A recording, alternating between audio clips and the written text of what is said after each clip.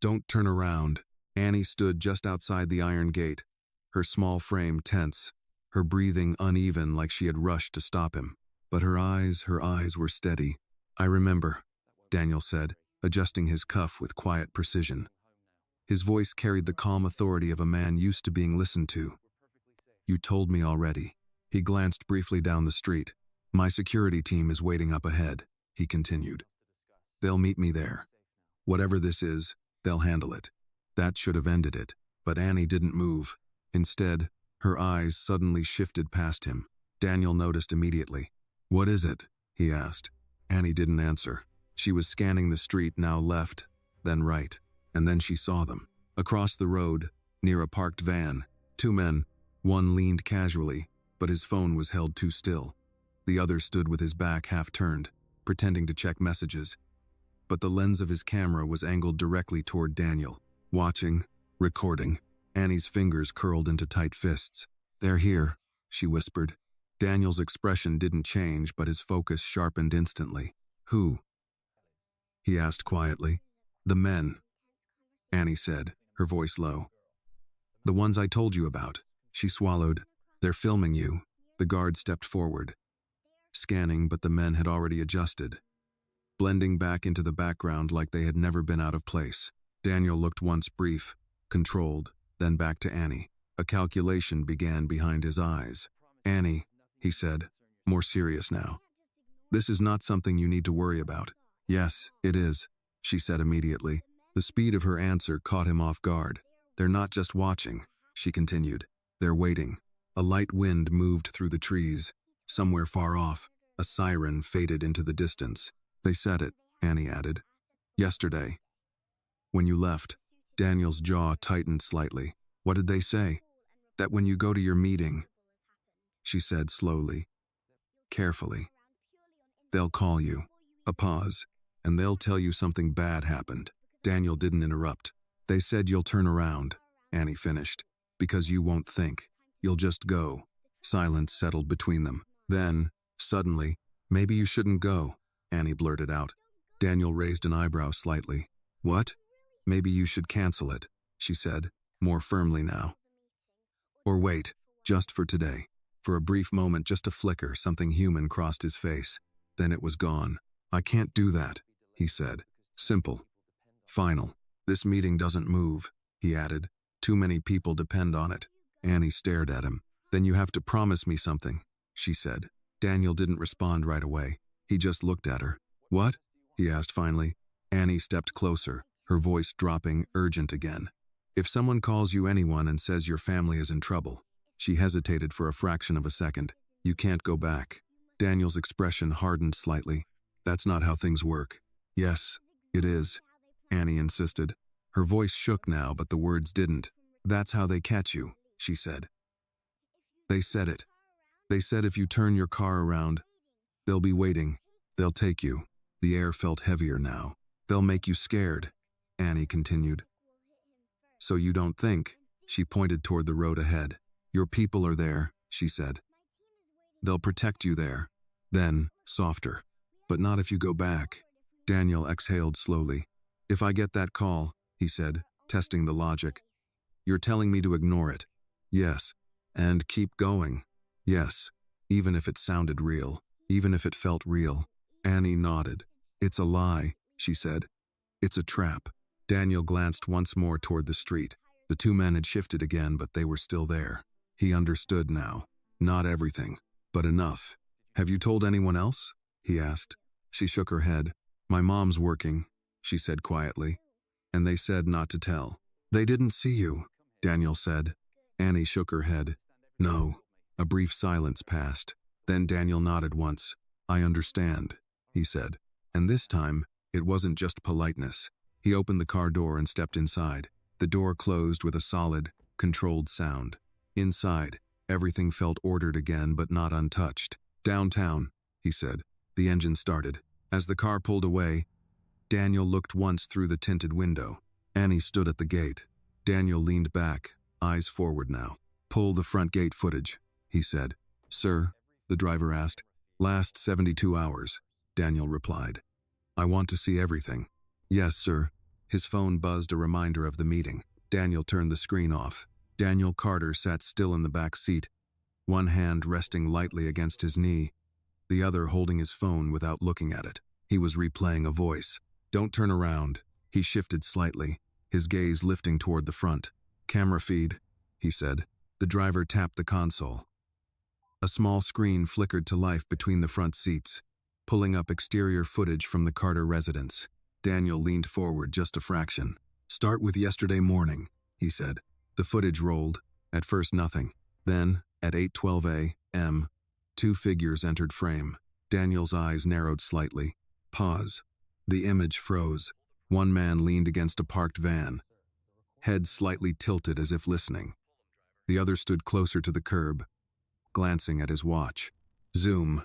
The driver adjusted the feed. Scar under the eye. Phone angled not casually, but with intent. Daniel exhaled slowly. "Run it forward." The men didn't move much. The timestamp jumped. Another day. Same time. Same positions. Same pattern. This wasn't coincidence. This was surveillance. And Annie had seen it before anyone else. His phone buzzed in his hand. He ignored it. "Pull audio logs from the perimeter mics," he said. The driver hesitated. "Sir, those only catch fragments." "I know," Daniel replied. A few seconds passed. Then, "He'll turn around." The voice was faint, broken. But there, Daniel's fingers tightened slightly around his phone. "Soon as he hears it. Don't miss the window." The audio cut. Daniel stared at the screen for a moment longer. Then, "Send that to legal," he said. "And security." "Yes, sir." He leaned back again. Everything Annie said matched. Not perfectly, but close enough. Too close to ignore. His phone buzzed again. This time, he glanced at it. Unknown number. He didn't answer. Same number. Daniel watched it ring. The driver glanced in the rearview mirror. "Sir." Daniel's thumb hovered over the screen. Then, he declined the call. The ringing stopped. For a moment, nothing happened. Then the phone buzzed again. A text message. Daniel opened it. "Call me now. It's urgent." No name. No context. Just pressure. He felt it, the instinct. That pull Annie had warned him about. Urgency over logic. Reaction over thought. He locked the phone. "Keep driving," he said. "Yes, sir." Daniel exhaled slowly. Then his phone buzzed again. Another call. Different number this time. He didn't need to look to know. The driver spoke quietly. "You want me to reroute, sir?" Daniel didn't answer immediately. Instead, he looked out the window. The phone kept ringing. He closed his eyes briefly. And for a moment, just a moment, he wasn't in the car anymore. He was back at the gate, a small hand gripping his sleeve. A voice that didn't belong to fear. "You can't go back." Daniel opened his eyes. "Do not answer any incoming calls," he said. The driver nodded. "Understood. And route everything through security." "Yes, sir." The phone stopped ringing. Daniel adjusted his posture slightly. "Get me Carter Holdings' internal audit," he said. "I want full access before I walk into that room." "Yes, sir." "And notify them I'm arriving on schedule." A pause. Then, more quietly. "And double the team at the building entrance." The driver nodded again.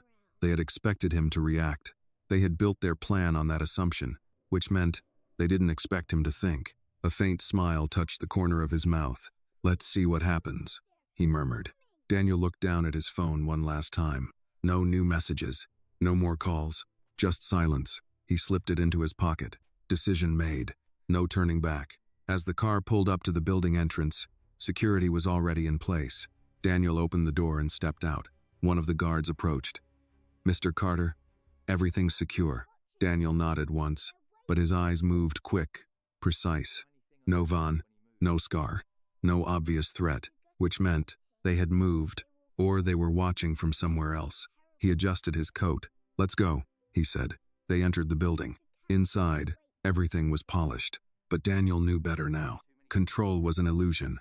And somewhere out there, someone was still waiting for him to make one wrong move. He stepped into the elevator. The doors slid shut. For a brief second, he saw himself. Perfectly composed. Untouchable. And yet, one sentence echoed in the back of his mind. "Don't turn around."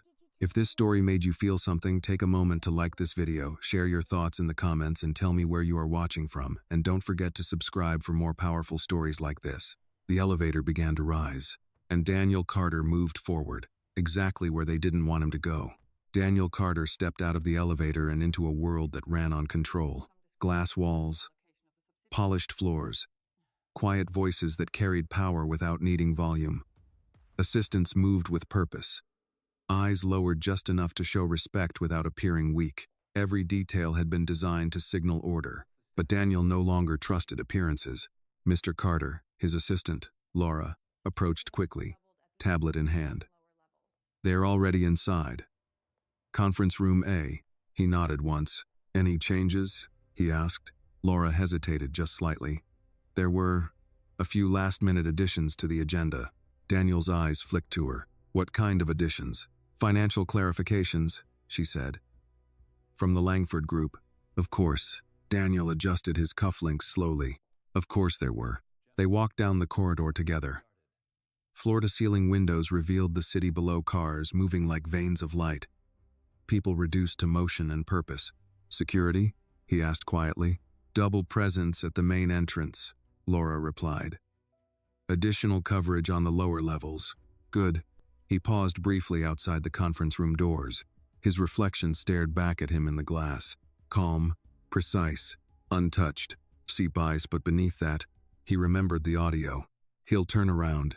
Daniel exhaled once, then pushed the door open. Inside, the room was already full. 5 men sat along the far side of the table. Expensive suits, relaxed postures.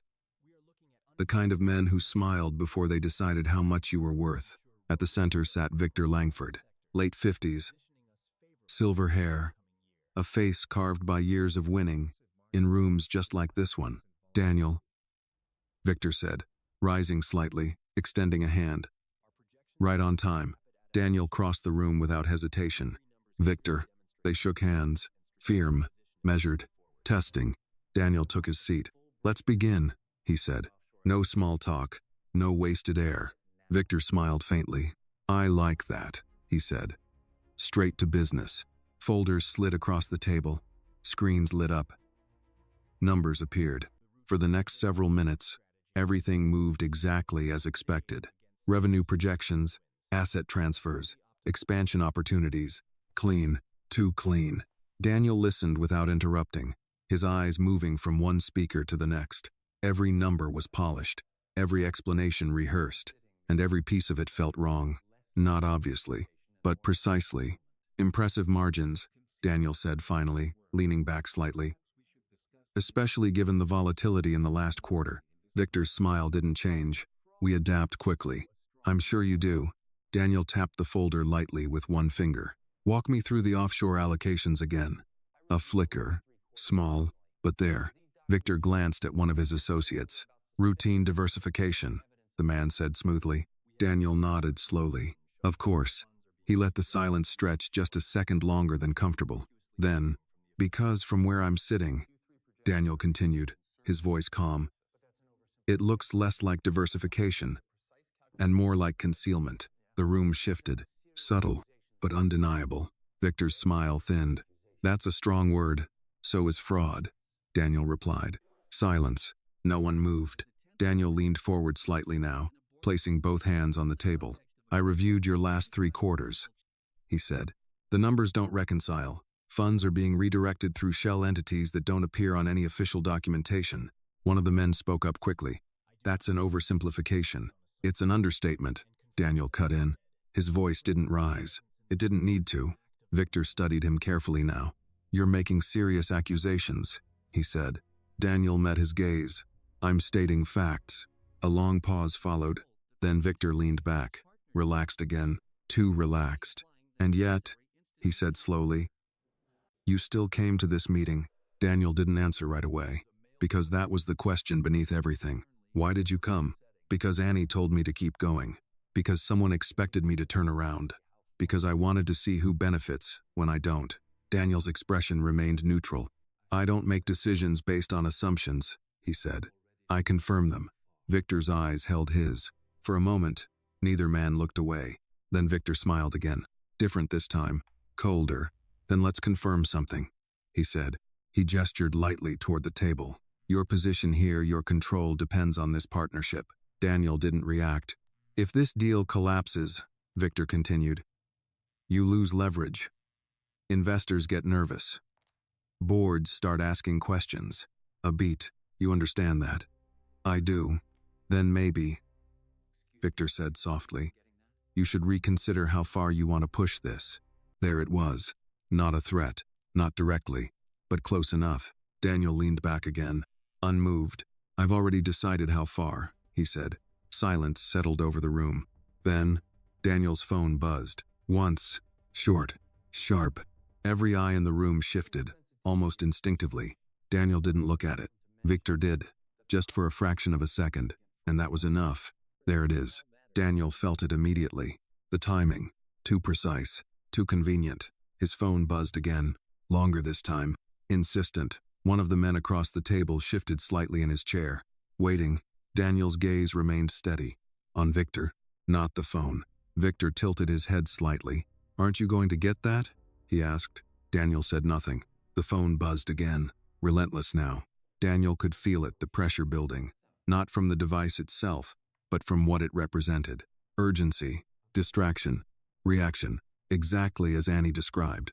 They said you'll turn around, because you won't think. His hand rested calmly on the table. He didn't move. Could be important, Victor added lightly. Daniel's lips curved just slightly. If it is, he said, it can wait. The buzzing stopped. Silence returned, but now it felt different, heavier.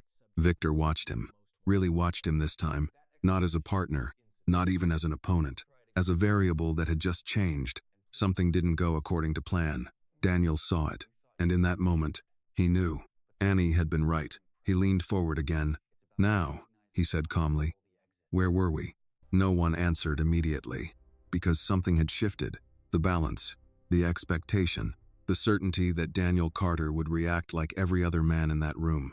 He hadn't, and somewhere, outside that glass tower, someone was realizing their plan had just started to fall apart. Daniel tapped the folder once more. Offshore accounts, he repeated. Let's try that explanation again. His voice was steady, controlled, but beneath it, for the first time that morning, there was something new, not just calculation, not just power, but intention. He wasn't just here to survive the trap. He was here to break it. The silence after Daniel's words didn't feel like hesitation. It felt like calculation. Victor Langford leaned back in his chair, fingers loosely steepled, studying Daniel with a level of attention he hadn't shown before. Around the table, the others shifted small movements, subtle discomfort, the kind that came when a conversation moved off script. Daniel didn't rush. He let the moment breathe. Offshore accounts, he repeated, calm and precise. Let's not pretend we don't understand what we're looking at. One of the men to Victor's right cleared his throat. You're drawing conclusions without full context. Daniel's eyes moved to him. Then give me context, he said. The man hesitated, and in that hesitation, Daniel found confirmation. Victor exhaled slowly, almost amused. You always did prefer direct confrontation, he said. I prefer clarity. Victor gave a faint smile. Clarity is expensive in this business. Daniel didn't return the smile. So is prison. The word landed. Hard. For a split second, the room lost its polish. The careful choreography cracked just enough to reveal what sat underneath. Risk. Exposure. Consequence. Victor's expression didn't change much, but his eyes did. Careful, he said quietly. Accusations like that, they don't just affect us. Daniel leaned forward slightly. That's the point. A long pause followed. Then Victor shifted gears. Smooth, controlled. If you're concerned, he said, we can schedule a secondary review. Bring in auditors. Handle this internally. Daniel shook his head once. No, the answer came too quickly to be negotiated. Victor's gaze sharpened. No? Daniel tapped the folder again. This doesn't stay internal, he said. Not anymore. Across the table, one of the associates sat up straighter. You're escalating this unnecessarily. Daniel didn't even look at him. It's already escalated. Victor studied him again. Something colder settled into the space between them. You think you're in control here, Victor said. Daniel met his eyes. I know I am. Another silence. Then, a knock at the door. Everyone in the room turned. Laura stepped in, composed but alert. Mr. Carter, she said, there's a situation. Daniel didn't stand. What kind of situation? She hesitated just enough for him to notice. Your residence, she said. We've received a report. Daniel raised a hand, stopping her. The room stilled instantly. Laura froze mid-sentence. Daniel's eyes held hers. Who reported it? He asked. Laura blinked. An anonymous caller. Of course. Daniel leaned back slowly in his chair. The trap had just walked into the room. Victor said nothing, but Daniel could feel it. The shift in energy. The attention sharpening. The subtle anticipation. They're waiting for you to react. Daniel's voice, calm as ever. What exactly was reported? Laura glanced briefly at the others in the room, then back to him. An incident involving a member of the household staff, she said carefully. Maria, the name didn't need to be spoken. Daniel felt it. That instinct. Fast, immediate, human. Turn around. Go back. Fix it. Annie's voice cut through the moment like a blade. If someone calls you and says your family is in trouble, you can't go back. Daniel didn't move. Not even a muscle. What kind of incident? He asked. Laura's voice lowered. Possible injury. We don't have confirmation yet. Of course you don't. Because it's not real. Because it's designed to feel real. Daniel nodded once. Who's on site? He asked. Security team has been dispatched, she said. They're en route. Daniel glanced briefly at Victor. Just long enough. Victor's expression was neutral. Too neutral. Daniel looked back at Laura. Then they'll handle it, he said. Laura hesitated. Sir, I thought you might want to. No. The word was quiet, but absolute. Laura fell silent. Behind her, the hallway remained still, waiting. Daniel folded his hands loosely on the table. Keep me updated through official channels only, he added. No external calls. No unverified reports. Yes, sir. She nodded and stepped back, closing the door behind her. The room settled again, but the tension had changed. Victor leaned forward slightly. That didn't concern you, he asked. Daniel met his gaze. It did. Then why are you still here? Daniel's answer came without hesitation. Because concern isn't the same as panic. A beat. Victor's eyes narrowed just slightly. Daniel continued. Someone wanted me out of this room, he said. That much is obvious. No one spoke. They expected me to leave, he added. To react. To stop thinking. His gaze moved across the table, resting briefly on each man. But I didn't. Silence pressed in again, this time heavier, more revealing. Victor leaned back slowly, and for the first time, he didn't smile. Interesting, he murmured. Daniel reached for the folder again, opening it deliberately. Now, he said, let's continue. His tone didn't rise, but something inside it had shifted. This wasn't just a negotiation anymore. This was exposure. You were explaining, Daniel went on, how those funds moved through 3 separate shell entities, without leaving a trace. No one answered immediately, because now, they knew. He knew, and he wasn't leaving. Outside the building, the city moved on unaware, indifferent. But inside that room, the trap had failed, and Daniel Carter had just made something very clear. He wasn't the man who turned around. He was the man who walked straight into the fire, and stayed there long enough to see who else burned. Daniel didn't speak right away. He let the silence sit long enough for it to become uncomfortable, long enough for everyone in the room to feel it pressing in from all sides. Then he closed the folder, softly, not a slam, not a gesture, just a quiet, deliberate motion. And somehow, that was worse. We're done here, he said. The words didn't sound like surrender. They sounded like a decision. Victor's head tilted slightly. Done? Daniel stood. Chairs shifted around the table. Not all at once, but enough. You've already answered my questions, Daniel continued. You just didn't realize it.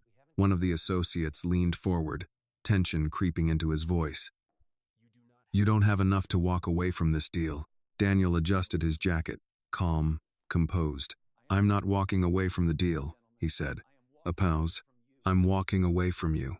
The words landed clean. No anger, no volume, just truth. Victor's fingers tapped once against the table, barely noticeable, unless you were watching closely. Daniel noticed. You think you can prove anything? Victor asked. Daniel met his gaze. I don't need to think. A beat. I already have enough to start. The room shifted again. Now it wasn't discomfort. It was pressure. Real pressure. Daniel reached for his phone, not reacting, not checking, just holding it, as if reminding himself it was still there. Silent. Useless to them now. "I'll be notifying federal regulators," he said, "and initiating an independent audit through Carter Holdings." One of the men let out a sharp breath. "You do that. You burn this entire partnership." Daniel nodded slightly. "Yes." Another pause. Victor leaned forward now, no longer pretending. "You understand what that means," he said quietly. "You destabilize this structure. You don't just hurt us. You hurt yourself." Daniel didn't blink. "Maybe," he said. Then, after a beat, "But I don't build things that only survive if they're dishonest." The words hung there, heavy, irreversible. Victor studied him, longer this time. Then, finally, he spoke again. "You didn't turn around," he said. Not a question, a realization. Daniel's expression didn't change. "No," he replied. Victor leaned back slowly. For the first time since the meeting began, he looked uncertain, not afraid, but recalculating, which meant one thing. They had expected him to leave, expected him to break, expected him to react, and he hadn't. Daniel picked up the folder and slid it neatly back into place. "Next time," he said, almost conversationally, "if you're going to set a trap," he paused, just long enough, "make sure the person you're trapping still plays by your rules." No one answered, because no one could. Daniel turned toward the door, each step measured, controlled. Behind him, no one moved to stop him, because stopping him now would confirm everything, and they knew it. He reached the door, opened it, and stepped out. The hallway felt colder, sharper. Laura was already waiting. Her eyes searched his face. "Sir, how is the house?" Daniel asked. "No incident," she said immediately. "Security confirmed. Everything's clear." "Of course it is." Daniel nodded once. "Good." Laura hesitated. "That call. It didn't feel right." "It wasn't," Daniel said. They began walking, fast, but not rushed. "Lock down all incoming communications," he continued. "Nothing gets through without verification." "Yes, sir. And get legal on standby. I want documentation ready within the hour." Laura nodded, already typing. Daniel stopped briefly at the window. The city stretched below, endless, unforgiving. "Sir?" Laura asked.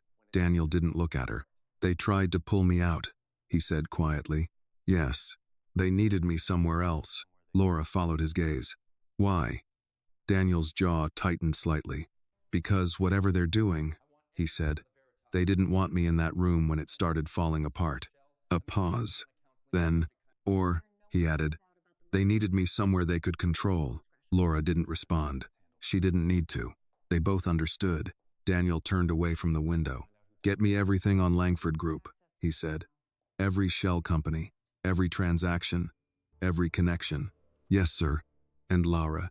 She looked up. Daniel's voice lowered slightly. "Discreet. Always." They continued down the hall. Behind them, the conference room door remained closed. Inside, decisions were being made. Damage control, containment, maybe even escalation. Daniel stepped into the elevator. The doors slid shut. For a brief second, the world narrowed to silence again. Just him, and his reflection. He loosened his tie slightly. A small movement, but telling. His phone vibrated once in his hand. Not a call. A message. He opened it. Security clear. No incident at residence. Below that, another message. Unknown number. Just one line. "You got lucky." Daniel stared at the screen for a moment. Then he typed 3 words. "I don't rely on luck." He hit send, locked the phone, slipped it back into his pocket. The elevator began to descend. And for the first time that morning, Daniel Carter allowed himself to think about something beyond the boardroom.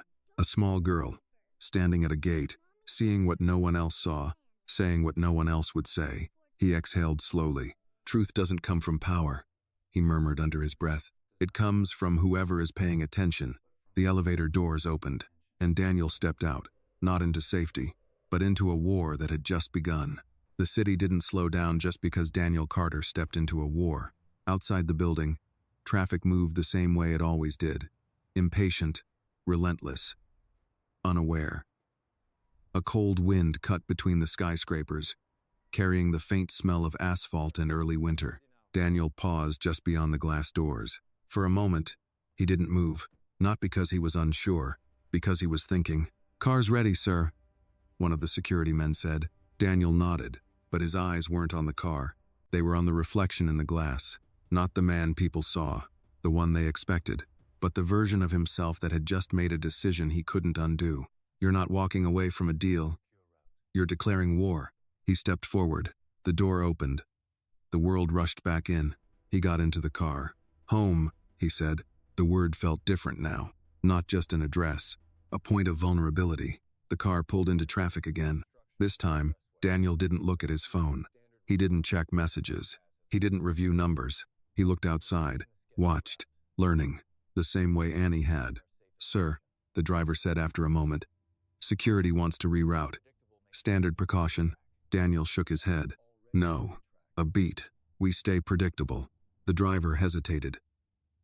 "That makes us easier to track." Daniel's gaze stayed forward. "They're already tracking us." Silence. Then the driver nodded.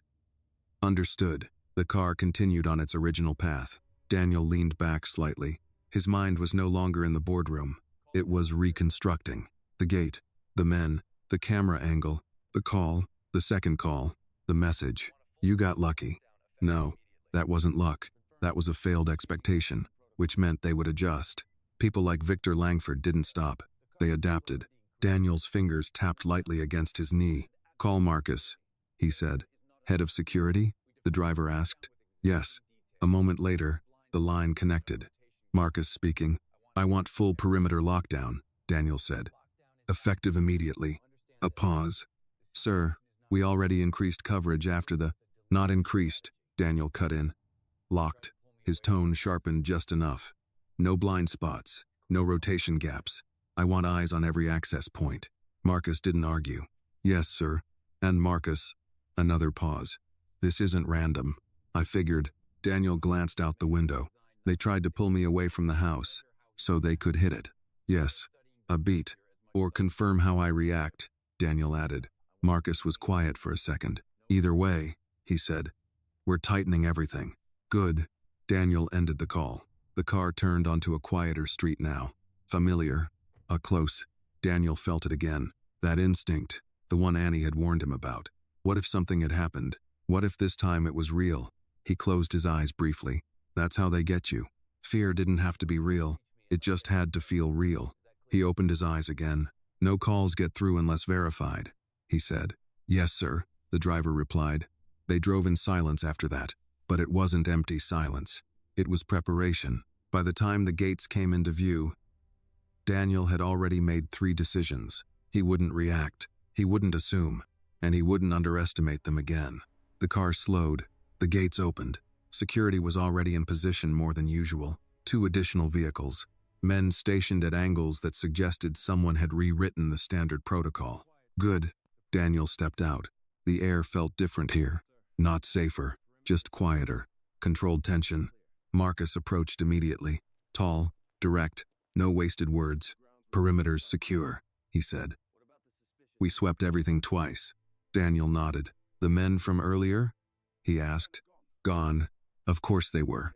"They got what they needed," Daniel said. Marcus studied him. "And what's that?" Daniel's eyes moved toward the gate. "They wanted to see if I'd turn around." A pause. "And you didn't?" "No." Marcus gave a small nod. "That changes things." "Yes," Daniel said quietly. "It does." He started walking toward the house, then stopped. His gaze shifted. To the side of the driveway, near the edge of the gate, there on the concrete, faint chalk lines, curved, uneven, a child's drawing. A road, no arrows, no turns, just a straight line forward. Daniel stared at it for a moment. Then, "Where is she?" he asked. Marcus followed his gaze. "The girl?" "Yes. Inside, I think." "Staff quarters." Daniel nodded once. "I want to speak with her." Marcus hesitated. "Sir, with everything going on, she saw them before we did." That ended the discussion. Marcus gestured toward the house. "I'll have someone bring her." "No," Daniel said. "I'll go." He walked toward the side entrance, the part of the house most people like him never used, the part where work happened. where people like Annie existed without being seen. Inside, the air was warmer, quieter, the sound of dishes somewhere in the distance, voices low and routine. Normal life. Daniel moved through it without announcement. A few staff members glanced up, surprised, unsure whether to greet him or step aside. He didn't stop. Then, at the end of the hallway, he saw her.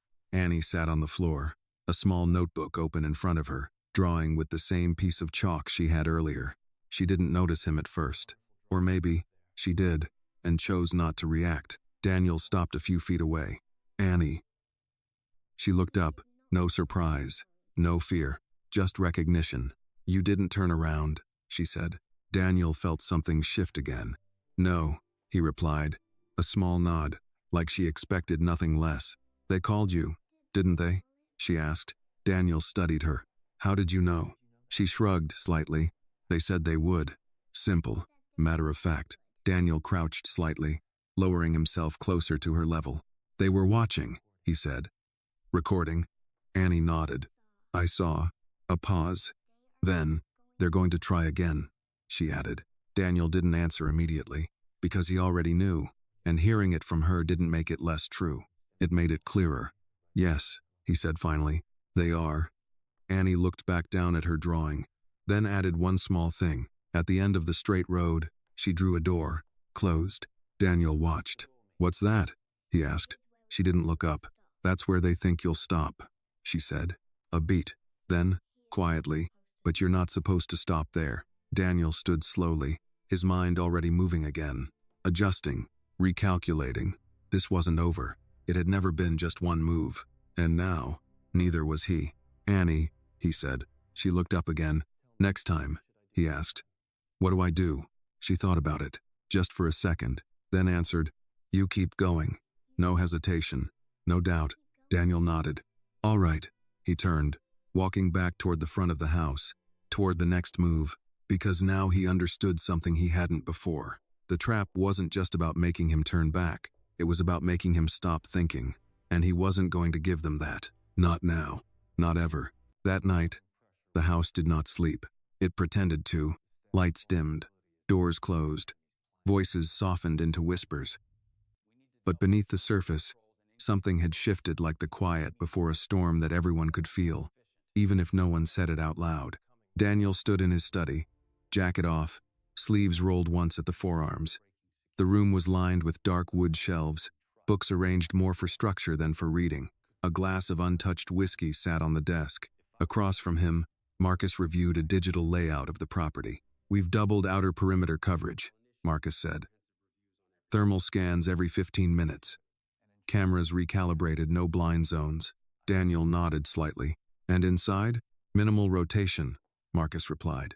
No new faces. Everyone stays where they are. Daniel's eyes moved to the screen.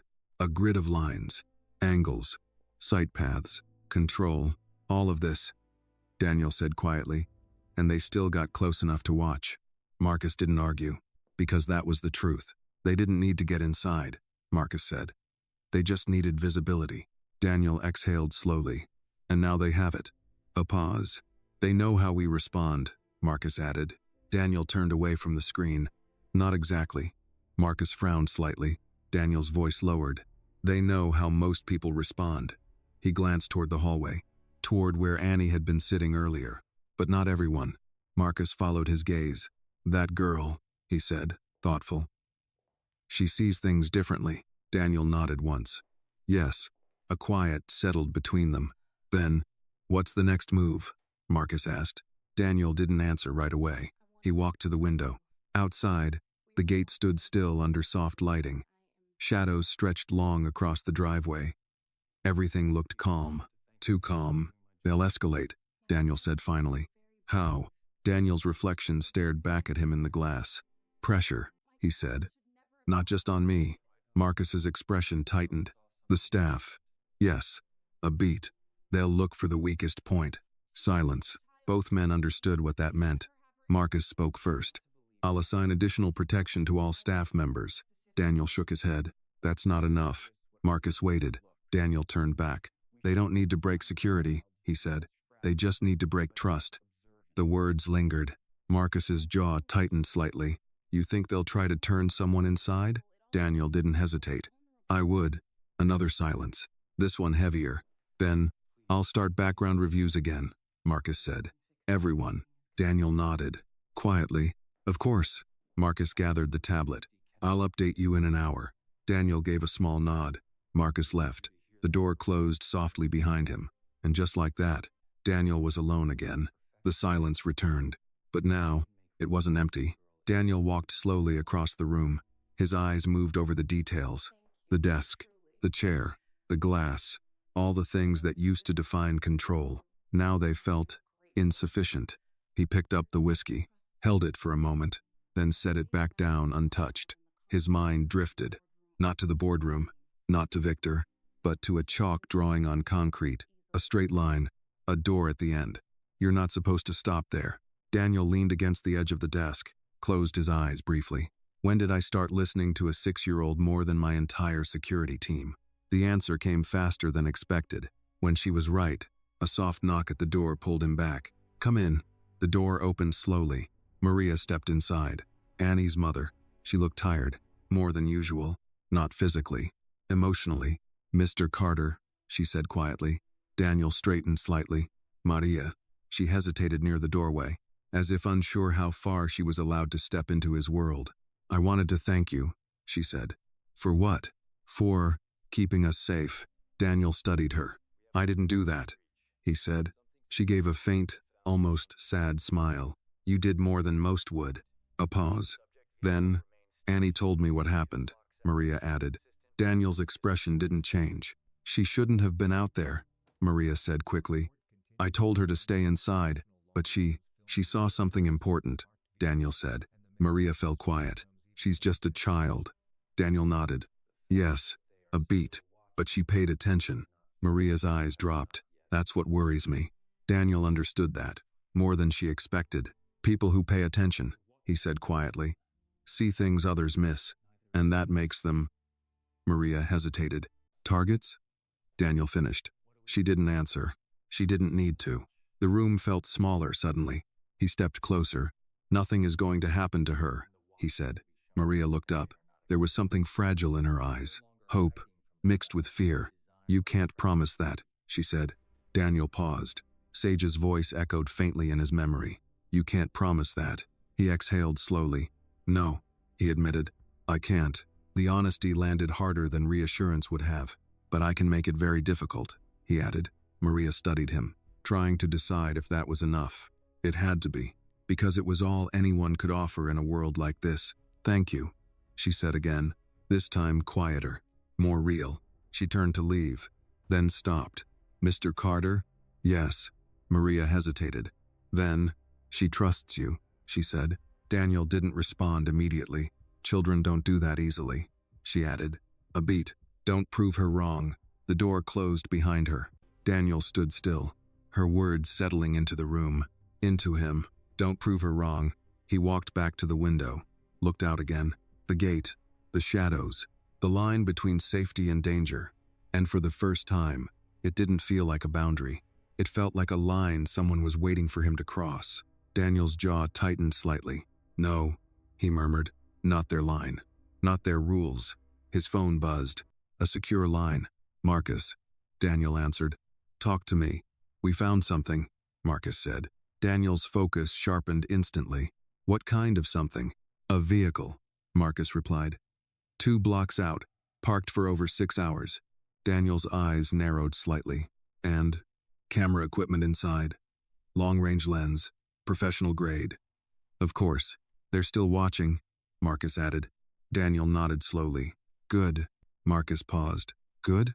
Daniel's voice was calm. If they're watching, he said, they're not finished. A beat. And if they're not finished, his gaze hardened. Then neither am I. Silence. Then Marcus spoke again. What do you want to do? Daniel didn't hesitate. Let them watch. Another pause. Then, but this time, Daniel added quietly, we show them something they're not expecting. Outside, the night remained still, but something had changed. The game wasn't just about avoiding the trap anymore. Now, Daniel Carter was stepping into it. On purpose. Daniel didn't sleep. He sat in the same chair by the window, long after the house had gone quiet, watching the reflection of a man who had finally stopped reacting and started anticipating. Let them watch. The words he had spoken earlier didn't feel like strategy anymore. They felt like a decision. Across the room, a digital clock shifted from 2:59 to 3 a.m. Time moved. So would they. Daniel stood slowly, rolling his shoulders once, loosening the stiffness that came from stillness, not from exhaustion. He wasn't tired. He was alert, more than he had been in years. His phone lit up. Marcus, they're still there, Marcus said without greeting. Same vehicle. No movement. Daniel walked toward the desk. Good, he replied. A pause. They've switched drivers once, Marcus added. Professional rotation. They're not amateurs. I didn't think they were. Daniel looked down at the layout Marcus had sent earlier. Camera angles, sight lines, blind zones that no longer existed. They're waiting for something, Marcus said. Daniel nodded. Yes. What? Daniel's eyes narrowed slightly. Movement. Silence. Then Marcus understood. You want to give them something to see. Daniel's voice stayed low. Not something. A beat. The right thing. Another pause. That's risky, Marcus said. Daniel allowed himself a faint smile. So is letting them set the pace. Marcus exhaled slowly. What's the plan? Daniel looked toward the hallway again, toward the part of the house where Annie had drawn that straight line. We changed the pattern, he said. How? Daniel picked up his phone again. By making them think we didn't. Morning came quietly. Soft light crept through the windows. The house woke the way it always did. Routine, predictable, safe. Or at least, it looked that way. Daniel walked into the kitchen just as Maria was pouring coffee. She looked up, surprised. Good morning, Mr. Carter. Morning. His tone was calm. Normal. Too normal. Maria studied him for a second. You didn't sleep. It wasn't a question. Daniel took the cup she offered. I don't need much. She didn't push. People like her knew when not to ask more. Annie sat at the small table near the window, swinging her legs, eating cereal from a chipped blue bowl. She looked up as soon as Daniel entered, like she had been waiting. You're doing it today, she said. Daniel paused, coffee halfway to his lips. What am I doing? He asked. Annie tilted her head slightly. The thing where you let them see something. Daniel held her gaze. A slow breath left him. You've been thinking, he said. She shrugged. I always think. A small silence settled between them. Maria glanced back and forth, confused. What are you two talking about? Nothing, Daniel said calmly. Annie didn't argue. She just went back to her cereal. But Daniel noticed. She didn't look away from the window. Not really. Always watching. Daniel set the cup down. Maria, he said. Today I want you and Annie to stay inside. Maria frowned slightly. We always stay inside. More than usual, he clarified. A pause. Something in his tone made her nod. Okay. Daniel looked at Annie. You too. She met his eyes. Are you going to listen this time? She asked. Daniel didn't smile. I am listening. A beat. Good, she said simply. No praise, no relief, just expectation. Daniel turned and walked out. By mid-morning, the house moved into motion. Vehicles came and went. Staff followed routine. Security stayed visible but not excessive. Exactly the way it always looked. But underneath, everything had changed. Marcus approached Daniel near the front steps. Vehicle is still in position, he said quietly. No approach. No signal activity. Daniel nodded. Good. You're sure about this? Daniel looked toward the gate. The chalk drawing was still there, faded slightly, but visible. They're waiting for me to make a mistake, he said. Marcus crossed his arms. And you're going to give them one? Daniel's eyes didn't leave the gate. I'm going to give them what looks like one. A pause. Then, a car pulled up, different from the usual. Not the armored vehicle, not the primary, a secondary car. Marcus noticed immediately. This isn't standard. No, Daniel said. It's not. He stepped toward it. The driver opened the door. Sir, Daniel got in without hesitation. Marcus stepped closer. This changes our coverage, he said. I know. They'll notice. Daniel glanced at him. That's the point. The door closed. The engine started. And just like that, the pattern broke. 2 blocks away, inside a parked vehicle, a man adjusted his lens. Movement, he muttered. Beside him, another man leaned forward. That's not his usual car. No, A pause. Still him. The man with the camera zoomed in, focused, then nodded. It's him. A slow smile spread across the second man's face.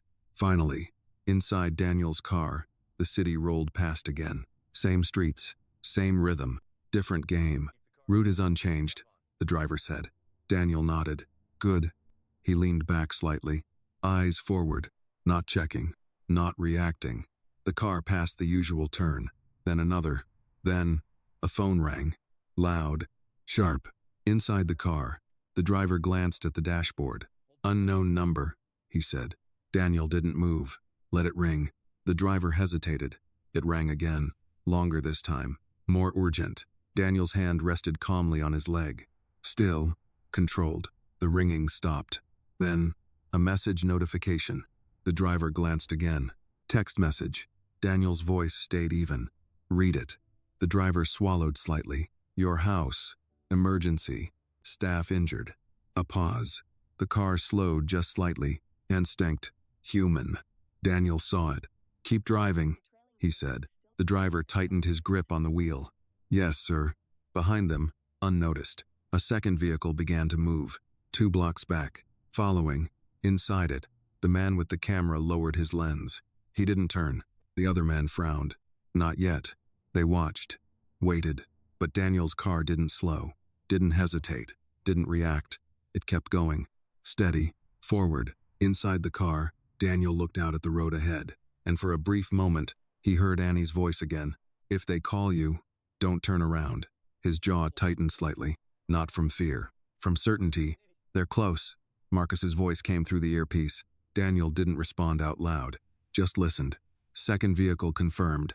Following at distance. Daniel's eyes shifted slightly in the reflection of the window. He saw it. A shape. A presence. There it is. He leaned back again. Calm. Deliberate. They think this is the moment, Marcus said. Daniel finally spoke. Let them think that. The car continued forward. Unchanged. Unshaken. But now, the trap had flipped. Because Daniel Carter wasn't the one being led anymore. He was the one choosing where it ended. The city lights blurred past Daniel's window as the car moved steadily forward. Every block felt heavier than the last. Like the pavement itself carried the weight of what was waiting. His hands rested lightly on his lap, fingers flexing subtly, barely noticeable, but alive with calculation. The secondary vehicle stayed 2 blocks behind, persistent but distant enough to not force a reaction. They're patient, Marcus said calmly over the earpiece. Adjusting with every movement we make. Daniel didn't respond. He was already thinking 3 steps ahead. Patience was a weapon, and right now, he was letting them wield theirs. The call from an unknown number still hung in the back of his mind. The message had been simple. Urgent. Your house. Emergency. Staff injured. But he hadn't reacted. That had been the test. And they had failed it. Secondary vehicle confirming position, Marcus added, his voice clipped. They're not making any moves yet. Daniel's gaze shifted to the side mirror. He could see the headlights faintly, just like he knew he would. He imagined the men inside, calculating, assuming panic, waiting for a turn, a hesitation, waiting for a crack, waiting for fear. They expect a mistake, Daniel said finally, voice quiet but firm. Give them one that doesn't exist. The car turned a corner. The city noises dimmed slightly, replaced by the hum of the engine and the steady rhythm of traffic. Every red light, every pedestrian crossing, every honk was now a calculation. The team had cleared the area near the house for now, but Daniel knew that was temporary. The real threat wasn't proximity, it was control. They're going to push someone to act, Marcus warned. Probably a staff member. Test loyalty, test routine. Daniel exhaled, steady. Let them try. At the next intersection, the secondary vehicle adjusted. Faster. Closer. The men inside didn't see his eyes. They didn't see the set of his jaw or the way his fingers tapped a silent rhythm. They didn't see that he was aware of every predictable thought they could be having and a few unpredictable ones they wouldn't. He thought about Annie, 6 years old, sharp, fearless, unassuming. The way she had watched, The way she had warned him, "Don't turn around." Her words echoed clearly now, almost a mantra in his mind. Keep moving forward. Don't look back. The car approached the small bridge over the river, a natural choke point. Any misstep, any hesitation, and the vehicle behind could have maneuvered closer. Daniel didn't accelerate or brake unnecessarily. He maintained a steady pace, controlled, confident. Marcus's voice crackled again. "Sir, they're attempting a maneuver, positioning themselves for a side intercept near 5th Street. Daniel's lips tightened slightly. That was predictable. He had already mapped 5th Street from previous surveillance. There was an alley that intersected there, a shortcut only he and Marcus would know about. A place they could isolate the threat if necessary. Guide them, Daniel said simply. Let them think they're in control. I'll create the real exit. A pause. Then Marcus replied, "Copy," adjusting team deployment accordingly. Daniel leaned back, eyes scanning the horizon, imagining the men behind the camera. They were confident, smug, convinced. Their patience and foresight were superior. Yet here he was, moving exactly where he wanted them to see him move, yet nowhere near where they expected. The call from earlier flashed again in his mind, family emergency. A classic lure. They had tried it before. They would try it again. Daniel didn't flinch at the thought. The car in front, his team inside, Marcus monitoring every access point they had rehearsed. This scenario had prepared for this kind of manipulation. The bridge loomed closer. Daniel's hands flexed subtly, reassuring himself. The city had a rhythm. It had blind spots, and he was taking advantage of every single one of them. As the secondary vehicle followed the same path, the men inside leaned forward, speaking in hushed, urgent tones. They didn't see his reflection in the glass. They didn't see the calm precision in his movements. They assumed control, and that assumption would be their undoing. Daniel reached the far side of the bridge. Ahead, the alley opened subtly to the right. Traffic allowed a narrow passage for his car to slip through, unnoticed by anyone expecting him to continue straight. Marcus's voice came steady and calm, but heavy with awareness. "Sir, this is the lane. Timing is tight." Daniel exhaled slowly. "I know." The alley was dark, flanked by tall brick walls, shadows hiding every possible threat, perfect for the diversion he had planned. The car behind moved faster, drawn by the predictable pattern. Daniel's vehicle slowed slightly, just enough to create the impression of hesitation. The men in the secondary car perked up, adjusting angles, trying to anticipate. Then Daniel executed the turn. A clean, precise maneuver that placed the secondary vehicle directly in the line of sight of his team's hidden Overwatch units. Suddenly, they were being observed, not the other way around. Marcus's voice came with a hint of restrained excitement. "They're in visual range. All units ready." Daniel allowed himself the smallest nod, even though no one could see it. The trap had flipped. Now the hunters were the hunted. He could hear the faint hum of surveillance equipment picking up the secondary car's movement. Every angle recorded, every blind spot covered. The alley funneled the men right into a corridor Marcus and Daniel had prepped with additional security. Daniel's eyes scanned ahead. No children, no staff. Only him, the shadows, and the city. But he knew that the smallest misstep now could compromise everything. Every turn, every stoplight, every pedestrian could be a variable. He remembered Annie's words again. "If they call, don't turn around." That simple instruction had saved him once, and it was saving him again. The secondary car approached the alley entrance. Daniel slowed slightly, giving the appearance of caution. The men inside leaned forward, anticipation on their faces. They thought they were in control. Then the alley narrowed further. Marcus's team positioned themselves, unseen, ready to intercept. Daniel maintained calm. He didn't flinch, didn't react. He simply drove forward, eyes locked ahead. The secondary vehicle followed, assuming he was oblivious. A critical miscalculation. Daniel's team intercepted flawlessly, blocking their exit and illuminating the area with precise lighting. The men inside realized too late that they had been funneled into a controlled space. Daniel continued forward, passing the scene without breaking pace. He didn't look back. The secondary car, now contained by Marcus's units, could do nothing. Their cameras captured everything, but the narrative was no longer theirs.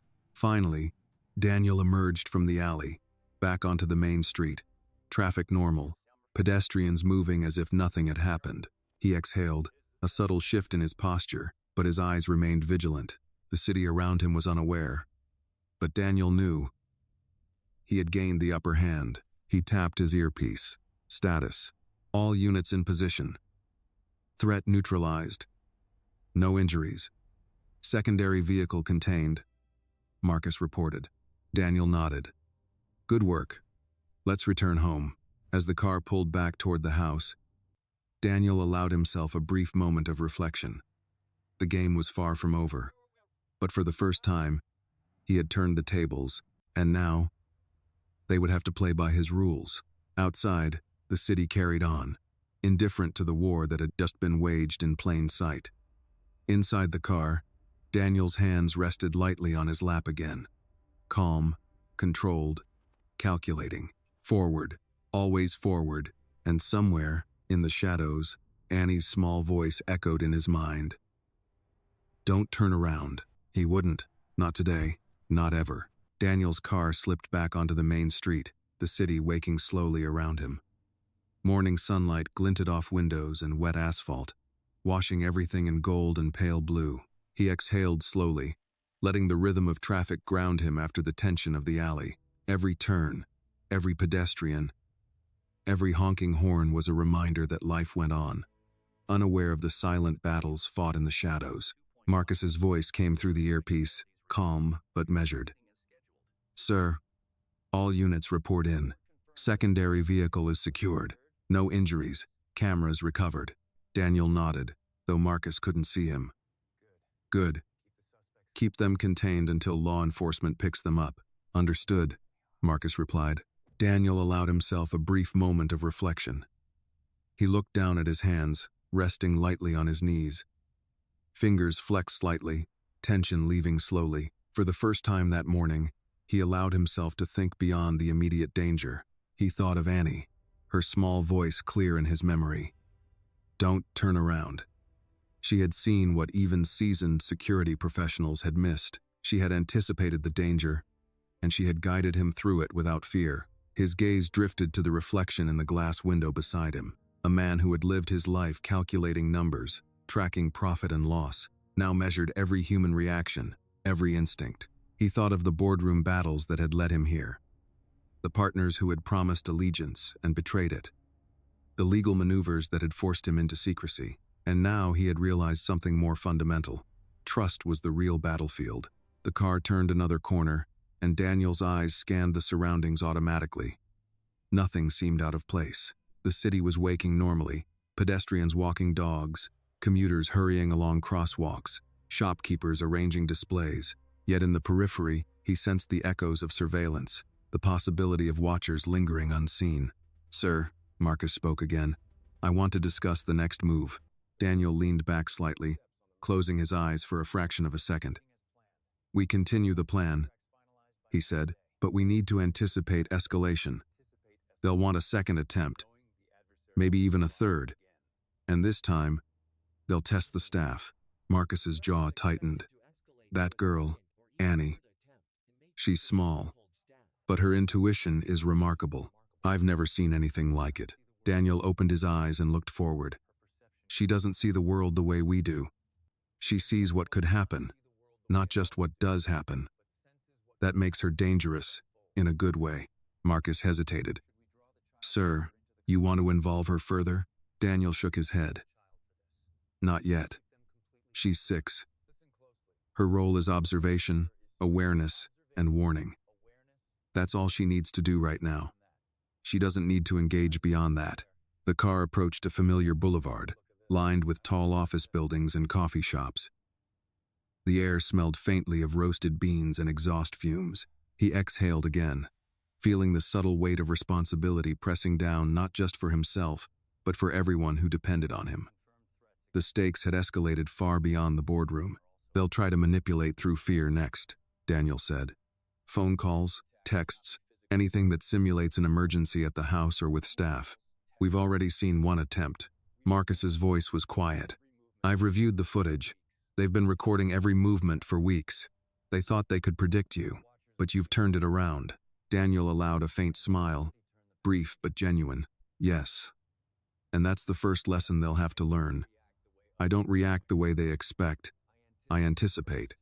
And when anticipation fails, I create opportunity. Silence filled the car for a moment, broken only by the hum of the engine. Daniel's mind drifted to Annie again, picturing her small face pressed against the glass, her eyes sharp and alert. She had warned him to keep moving forward without hesitation. That guidance had saved him today. It might save him again tomorrow. They approached a narrow intersection. Daniel's hand rested lightly on the gear shift, his eyes scanning both sides. Predictable traffic patterns, yes, but there were always variables. A delivery truck, a cyclist, a pedestrian, distracted by a phone. Every variable was a potential threat or a potential advantage. Marcus's voice came through again. Sir, I'm preparing a briefing for the rest of the team. We need contingency plans in place for every possible escalation, including communication lures and false emergencies. Daniel nodded. Yes. But ensure that every staff member and security detail understands the protocol. No one acts on emotion. Observation, verification, and communication only. Understood, sir, Marcus said. I'll run a final check on cameras along all access points before the end of the day. Daniel leaned back in his seat, taking a deep breath. Good. And keep surveillance discreet. We don't need anyone knowing we're aware of their positions yet. Let them think they have advantage. They won't realize it's a trap until it's too late. The driver glanced briefly at Daniel in the rearview mirror. Sir, how long before we're home? Another 15 minutes, Daniel replied. Steady pace, no deviations. Outside, the city moved on, oblivious to the careful dance unfolding within its streets. Daniel's mind, however, remained focused entirely on the calculated tension between observation and action. He imagined the secondary vehicle 2 blocks behind, the men inside believing they had control, blind to the layers of strategy they couldn't comprehend. They passed the familiar gas station, the small corner diner where Daniel sometimes grabbed a quick coffee before early meetings. Today, it was irrelevant. Routine appearances, yes, but nothing predictable could be relied upon now. Marcus's voice crackled softly. Sir, heads up. We've detected another surveillance team on the northern route. Looks like a mobile observation post. Daniel's eyes narrowed. Good. Let them monitor. Let them think they're gathering intelligence. By the time they act, we'll have neutralized the opportunity for them to influence anything. A pause. Then Marcus added, they've been watching Annie's route as well. Notably, they observed her at the gate yesterday. Daniel's jaw tightened. Noted. Ensure she remains protected. Reinforce protocols. No unsupervised movement. No exceptions. Yes, sir, Marcus confirmed. Daniel turned slightly, looking out at the streetlights beginning to flicker off as sunlight strengthened. The city's ordinary rhythm offered a deceptive calm, but Daniel's senses remained honed. Each movement, each shadow, each reflection in a window could reveal another piece of the puzzle or another threat. We're almost home, the driver said. Daniel nodded once. Silent. He knew the house would seem ordinary, calm, routine, familiar, but nothing about today had been ordinary. Not the alley maneuver, not the intercepted secondary car, not the knowledge that the surveillance teams were still active. Today had been a victory, but it was only the first phase. He exhaled slowly. The tension in his shoulders eased fractionally, but his mind did not. Forward thinking, anticipation, observation. These would be necessary at every moment until the threat was fully contained. Annie's words played again in his mind. Don't turn around. Simple advice from a 6-year-old. Yet, it had proven essential. Daniel straightened in his seat. He would not turn around. He would not hesitate. He would continue moving forward, always forward, because in a world where danger lingered in every shadow, hesitation was the true enemy. And as the car pulled into the driveway, past the familiar gates, Daniel Carter knew that the game was far from over, but he was no longer the prey. Today, he had set the rules. Forward, always forward. And the city, indifferent and bustling, could not touch him yet. The car rolled quietly into the driveway, and Daniel Carter remained seated for a moment, hands resting lightly on his knees, watching the shadows stretch across the familiar gates. The city's hum faded behind him, replaced by the quiet stillness of the estate. But Daniel's senses were still alert, scanning for anomalies, any movement that might suggest the threat hadn't fully dissipated. Marcus's voice came softly through the earpiece. Perimeter secure, all units in position. Secondary surveillance teams contained and monitored. Daniel nodded subtly, although Marcus could not see him. Good. Keep eyes on all exits. We can't assume this is over until every variable is neutralized. The driver opened the door and Daniel stepped out, the morning air cool and sharp against his skin. He took a slow breath, appreciating the calm while recognizing its fragility. The driveway, the gate, the trimmed hedges, they all looked ordinary. But he knew better. Danger could appear at any moment, disguised as routine. Inside the house, Maria moved quietly, preparing breakfast while keeping an eye on Annie. The 6-year-old sat at the small kitchen table, legs swinging, coloring in her notebook. Her bright eyes tracked Daniel as he entered, assessing him with a seriousness that belied her age. "Everything okay?" Maria asked cautiously. Daniel set down his briefcase. "Yes, all clear." Annie didn't respond immediately, eyes fixed on the page she was drawing. Then she looked up, expression tense. "You weren't supposed to turn around, were you?" Daniel smiled faintly. "I didn't. That's the important part." Annie nodded once, satisfied, and went back to her drawing. Daniel watched her for a moment, reflecting on how such a small child had become a pivotal part of his awareness. The precision of her observations had guided him through traps that even trained professionals had underestimated. "Breakfast is ready," Maria said softly. "Sit down, please. You need to eat." Daniel pulled out a chair and sat, folding his hands on the table. The aroma of freshly brewed coffee and lightly toasted bread filled the room. Normality was comforting, yet fleeting. "Sir," Marcus's voice returned in the earpiece. "There's an update from the team near the northern route. The secondary surveillance unit that was following you is now contained in a secure location. No further movement detected." Daniel's jaw tightened. "Good. Make sure law enforcement is informed. They need to handle the legal containment. I don't want a repeat of last time." "Yes, sir. Already in progress." The calm of the kitchen contrasted sharply with the tension that had ridden alongside him in the car. Daniel sipped his coffee, thoughtful. The city beyond the windows felt ordinary, but he knew the calculations behind every shadow, every pedestrian, every turning vehicle. Every unremarkable alley could mask observation. Annie's voice pulled him back. "Are they gone for good?" Daniel set his cup down, meeting her gaze. "For now. But they'll try again. People like that don't give up easily." Annie frowned slightly.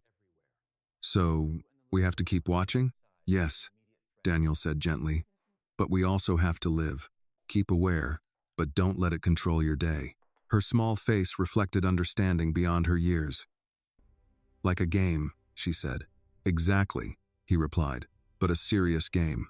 Maria spoke from across the room. "You shouldn't carry all of this yourself, Daniel. Let us help. Let Annie and me play our parts safely." Daniel nodded. "We will.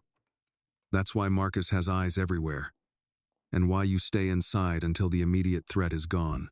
Breakfast passed quietly. The clinking of silverware and sips of coffee were mundane but grounding.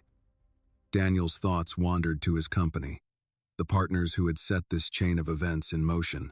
Every board meeting, every financial decision, every contract had consequences. He had discovered their illegal activities too late to prevent them from retaliating, but early enough to survive. After breakfast, Daniel moved to the study. He opened his laptop, reviewing security footage, overlaying the route from the morning. The secondary surveillance team had been clever, but predictable. Daniel replayed Annie's observation from yesterday, the small figure at the gate. The way she had noticed the men and anticipated their intentions. Her instincts had guided his actions. He paused at a frame showing the alley maneuver. The men in the vehicle had leaned forward, confident, oblivious. Daniel allowed himself a quiet acknowledgement of their arrogance. They had underestimated someone who relied on observation over brute force, foresight over reflex. Marcus's voice intruded gently. "Sir, you should rest briefly. Even an hour of downtime helps cognitive performance." Daniel shook his head. "I'll review everything first. We can't afford gaps in memory or observation. The next move has to be flawless."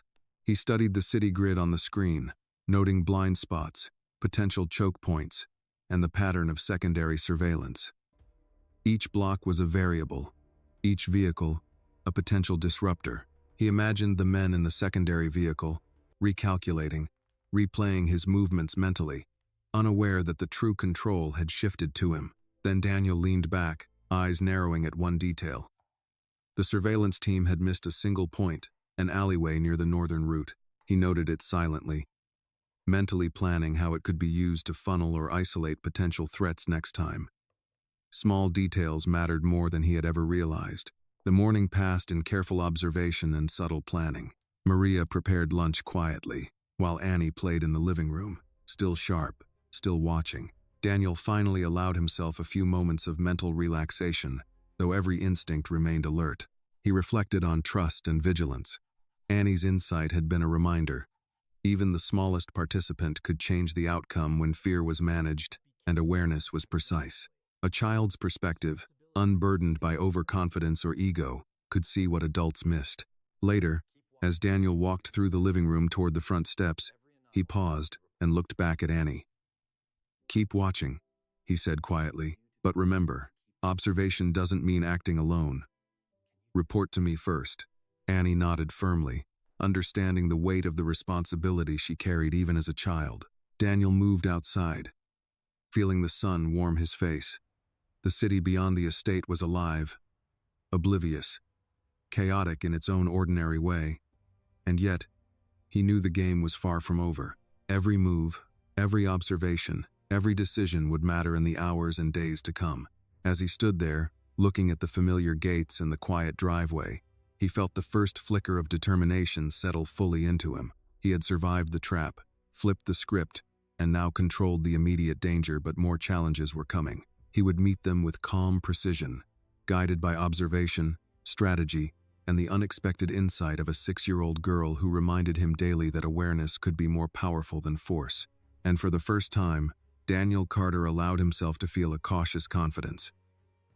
He had turned the tables, and he would continue to move forward. Always forward without hesitation, without turning back, and fully aware that the true battle was only beginning. Daniel stepped onto the patio, feeling the morning air brush against his face. The sun was higher now, washing the estate in sharp clarity. He watched the street beyond the gate, noting each movement, each shadow, every detail that might hint at a lingering threat. Even in the quiet, he knew the danger was never far, especially after the morning's maneuvers had exposed the secondary surveillance team to containment. Marcus's voice came through the earpiece, calm but firm. "Sir, perimeter secure. Secondary teams are still contained. No unexpected activity detected." "Good," Daniel said, his eyes scanning the street. "Keep surveillance active. Even minor movements could indicate preparation for escalation." Inside the house, Annie had already taken her position by the window. 6 years old, small and unassuming, but razor-sharp in awareness. She peered through the blinds, adjusting the notebook in front of her while keeping her eyes on the driveway. "Anything?" Daniel asked, stepping closer. Annie shook her head slightly. "Nothing yet. But I see the shadows. They're waiting." Daniel crouched to her level, resting a hand lightly on her shoulder. "Good. That's exactly what we need. Watch, observe, and report. Nothing more. Do you understand?" Annie nodded firmly. "I understand. But if they call, I tell you first." "Exactly." Daniel's voice was calm, controlled. "No action without coordination. That's how we stay ahead." The house itself felt deceptively calm. Maria moved through the kitchen quietly, checking supplies, preparing lunch. She was aware of the tension, but trusted Daniel's control. The routine of cooking, organizing, and small domestic acts served as an anchor for everyone.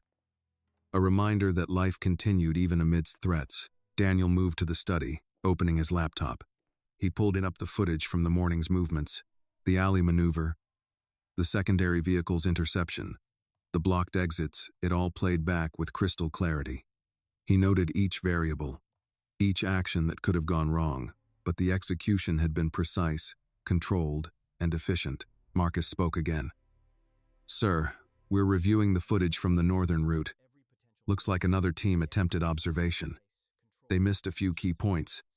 Daniel leaned back in the chair, eyes narrowing slightly. "Missed points can be turned into opportunities. Mark them. We'll use them to control the next engagement." He glanced at Annie, who was now drawing a map of the estate in her notebook, marking entrances, cameras, and even the street lights that could create shadows. Her small fingers moved with deliberate care. Every mark was intentional, and every mark demonstrated her understanding of space and strategy beyond her age. "You're very thorough," Daniel said, almost as an observation to himself. Annie looked up, eyes serious. "I have to be. I can't let them surprise you." Daniel allowed a faint smile. She had already proven herself indispensable. The way she had anticipated danger and given him guidance in the alley earlier had saved him. Her intuition was sharp, her awareness unparalleled, and her courage quiet but unwavering. Marcus interrupted the quiet. "Sir, we've confirmed the two operatives are currently being held. No access to communication or transport. They are isolated." Daniel nodded once. "Good. That removes immediate risk. But it doesn't remove their network. We have to anticipate further moves. They will escalate." The 6-year-old beside him leaned forward slightly. "They'll try to lure you again. Someone pretending it's an emergency at the house." Daniel's jaw tightened. "Yes. And next time, I'll rely on the same rule. No turning back. Observe, verify, and move forward. That's how we survive." Annie's eyes widened slightly. "Even if they say someone's hurt?" "Yes," Daniel said firmly. "Even then. That's what you taught me this morning. The moment we turn around is the moment we walk into the trap." Maria moved closer, carrying a tray with fruit and coffee. "You both need to eat. Strength and focus," she said gently. Daniel accepted the cup, sipping slowly, letting the warmth center him. The ordinary actions of breakfast contrasted sharply with the extraordinary vigilance required outside these walls. The contrast was comforting, reminding him that while threats lurked, life still existed in familiar routines. "Sir," Marcus continued in the earpiece, "I recommend a brief debrief with the security team. Review the morning's events and update the threat matrix." Daniel nodded. "Yes. Let's prepare for the next phase. Full analysis. Identify every variable, every blind spot, and every potential lure. We cannot leave anything unexamined." He looked at Annie again, small but resolute. "You did well this morning. Remember, it's not about fear. It's about awareness. Observation first, reaction second." Annie's gaze was steady. "I know. I'll be ready." Daniel rose and moved toward the front door. The air outside was still crisp, sunlight spilling across the driveway. He paused, letting the quiet settle. The city beyond the estate seemed peaceful, ordinary, unaware of the invisible chessboard being played. Marcus's voice broke through one last time. "Sir, all units remain on high alert. Additional surveillance will continue through the day. Any anomaly will be reported immediately." Daniel nodded silently. "Good. Forward observation only. No one acts without my call." He stepped outside, letting his eyes sweep across the estate. Everything seemed calm. But Daniel knew that calm was temporary. The city beyond could hide intent, and human cunning could never be underestimated. Annie followed him to the edge of the porch, her small hand brushing lightly against the railing. "I'll keep watch," she said quietly. Daniel nodded. "Good. Keep observing. Remember, patience and clarity are your allies." The day unfolded slowly, deliberately, with the security team in position and Marcus coordinating every move remotely. Daniel reviewed plans, ran scenarios, and mentally rehearsed potential outcomes. Every moment was calculated, every decision deliberate. By midday, Daniel allowed himself a brief rest in the study. He closed his eyes for a few minutes, letting his mind process the events, reviewing the morning's maneuvers and preparing for the next. He was exhausted, but vigilance didn't allow for true rest, not yet. He opened his eyes to find Annie drawing still, quiet but attentive. Her notebook full of observations, her small fingers precise. "Excellent work," Daniel said quietly. "We'll need this for tomorrow's review. Every detail counts." Annie looked up, smiling faintly. "I want to make sure you're safe, and I know how to help." Daniel smiled, genuinely this time. "You've already helped more than anyone could imagine. Stay sharp, and we'll get through this." Outside, the city continued, oblivious to the careful orchestration within the estate walls. Daniel knew this battle was ongoing, that the threats would come again, and that vigilance would be the key to survival. He turned back to his laptop, reviewing camera angles, traffic patterns, and potential risk areas.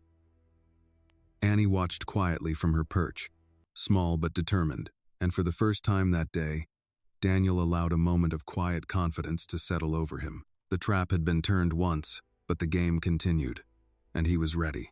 Forward, always forward, never turning back, always aware, and always, carefully, watching every shadow.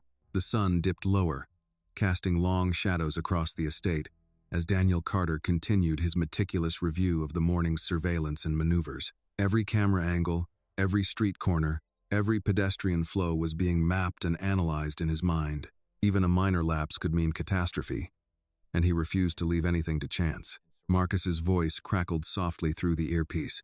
"Sir, all units are reporting normal activity for now. No anomalies detected, but we're keeping all points under continuous observation."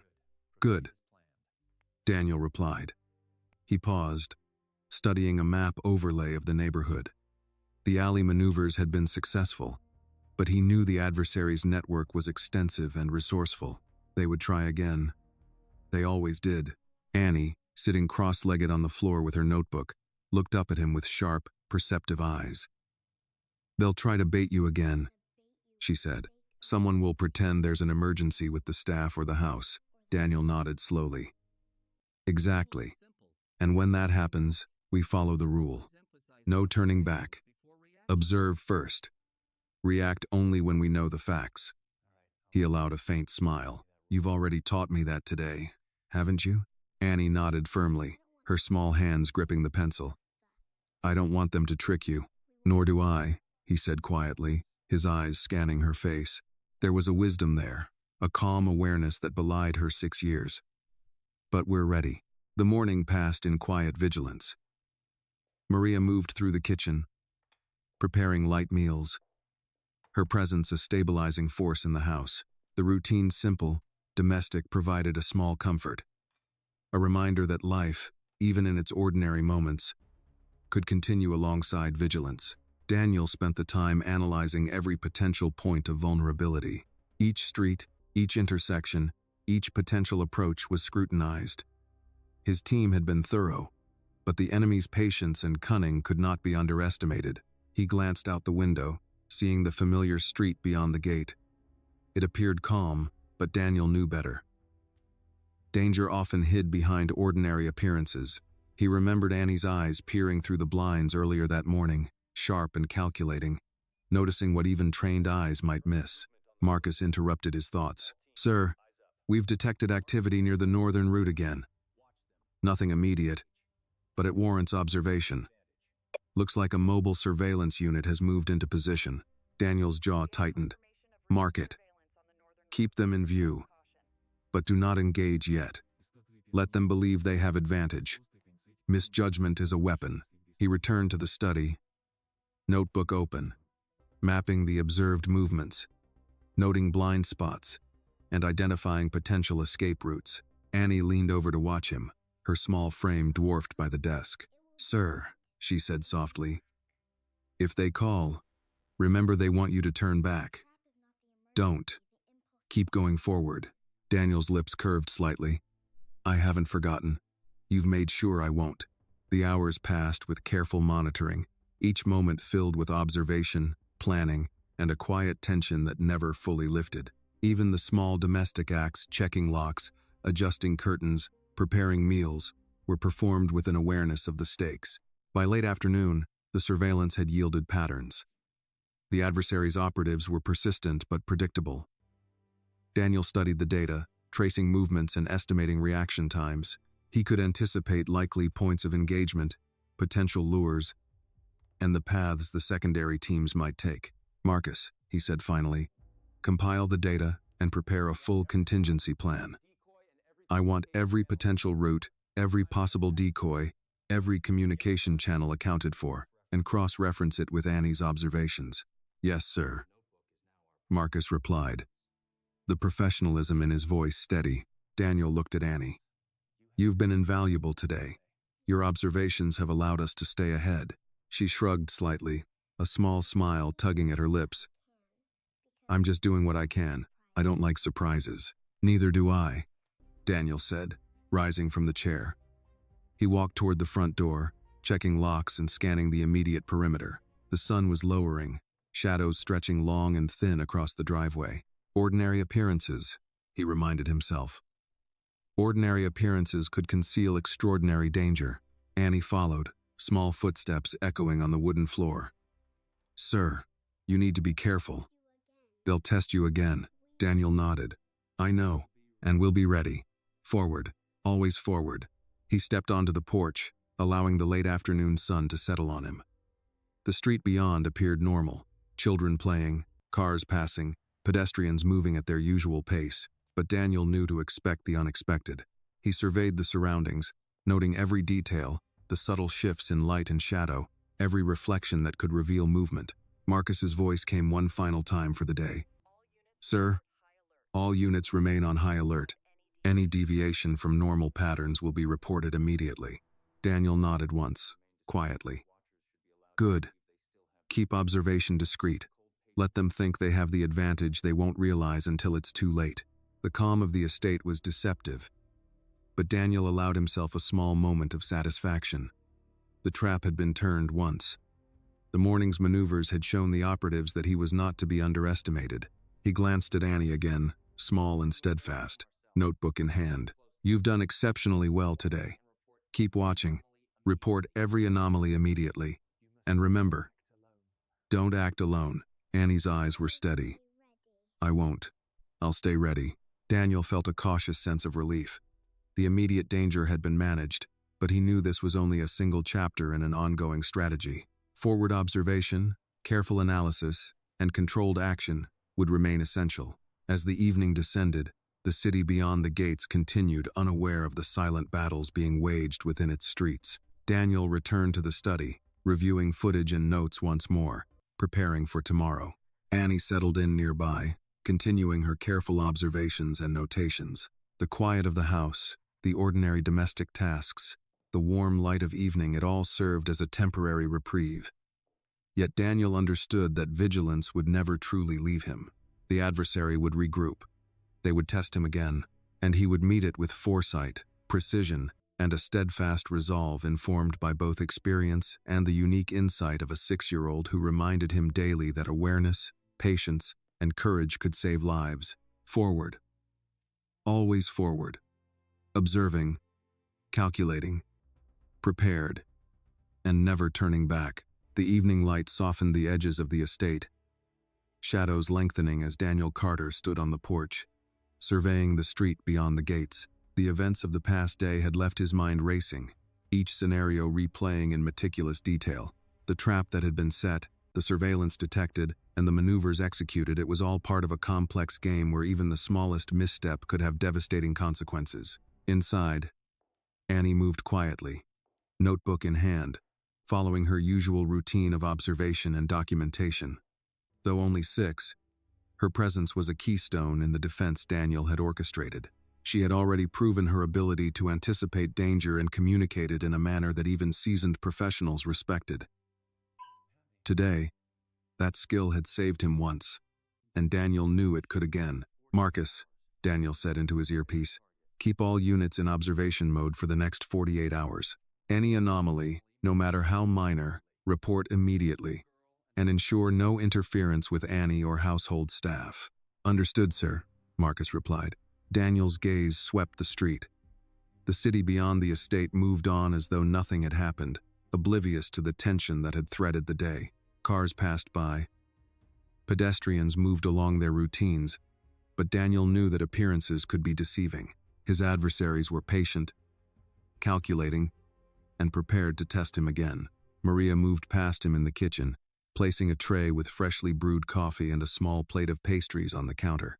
You've done enough today, she said quietly, her eyes reflecting concern and quiet admiration. Daniel nodded, taking a slow breath.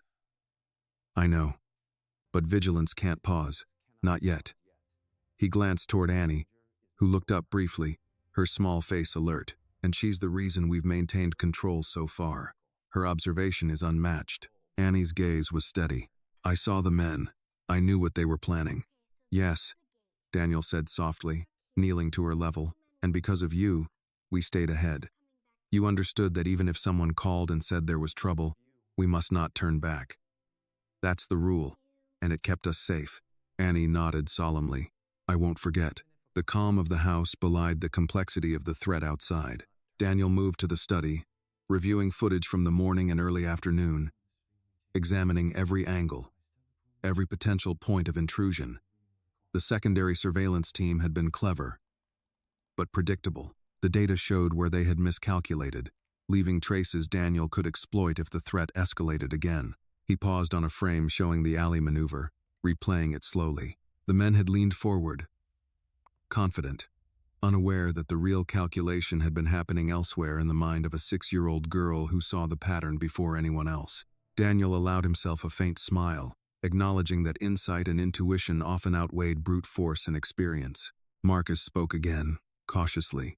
Sir, additional surveillance reports indicate no immediate activity near the estate, but operatives from the adversary's network are likely observing from multiple urban locations. They may attempt another tactic. Daniel's jaw tightened.